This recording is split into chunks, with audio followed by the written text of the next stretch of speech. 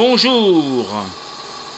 Deuxième test de ma chaudière d'atelier, cette fois-ci avec le 8 cm3 et demi que m'avait refait JPB, et je peux vous dire qu'il n'y a vraiment pas photo. Alors que le 5 cm3 FBI 2 tournait péniblement à un bar et demi, et vraiment il avait du mal. Celui-ci fonce et j'ai été obligé de ralentir très fort la chauffe, regardez, parce qu'ici je peux accélérer vraiment si je veux. Il fonctionne à un demi-bar, donc à 500 grammes c'est déjà une fusée. Bon, je l'avais déjà testé, hein. C'est simplement que je voulais voir comment se comportait. Ah, il a un petit peu de mal à... Ah, il fait un petit gag là. Évidemment, je me brûle. Alors, comment je fais pour le débloquer? Ouh, aïe. Alors,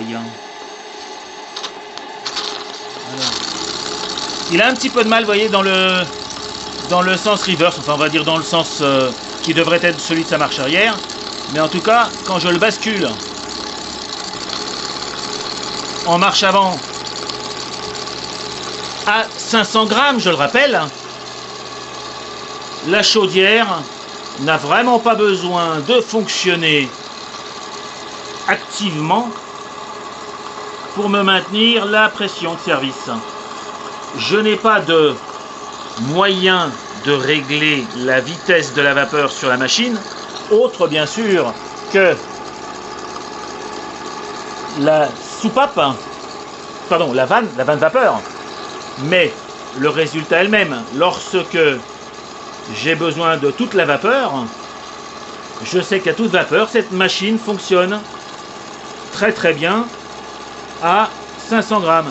Et je me suis amusé, alors je vais accélérer un tout petit peu, juste pour vous montrer. Alors il n'y a plus de gaz en plus. Et si je mets la main, ça va chauffer un peu pour... Parce que ça gèle, c'est devenu quasiment un petit glaçon.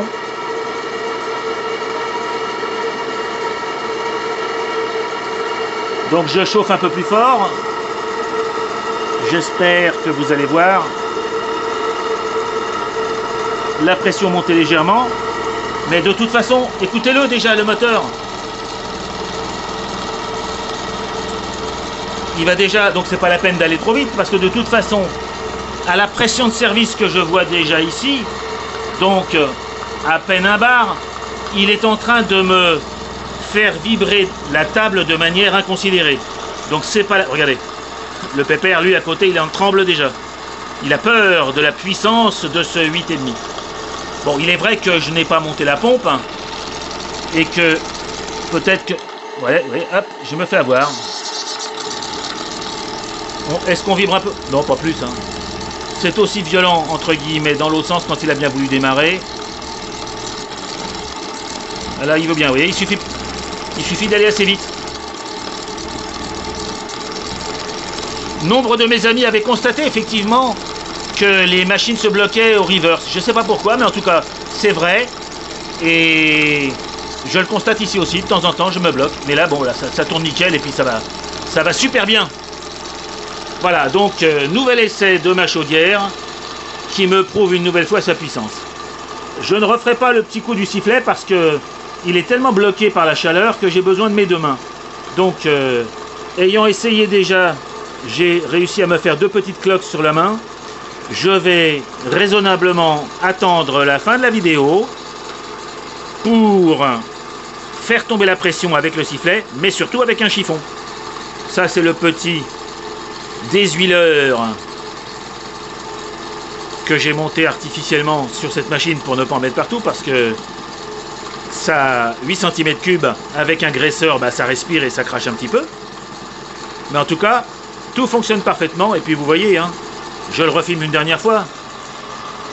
En plus, ça me permettra de revérifier. Mais je suis à environ 500 grammes. Et cette machine a un couple. Ah, regardez, je pince fort. Je vous jure, c'est vrai. Hein. Je pince, je ne l'arrête pas. Ah, si j'ai réussi. Mais... Oh, je me suis fait mal.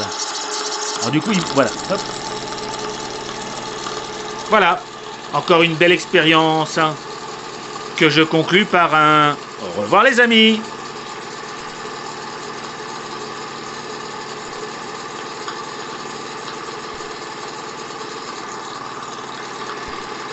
Ah, bah j'arrive pas à éteindre la... Bah.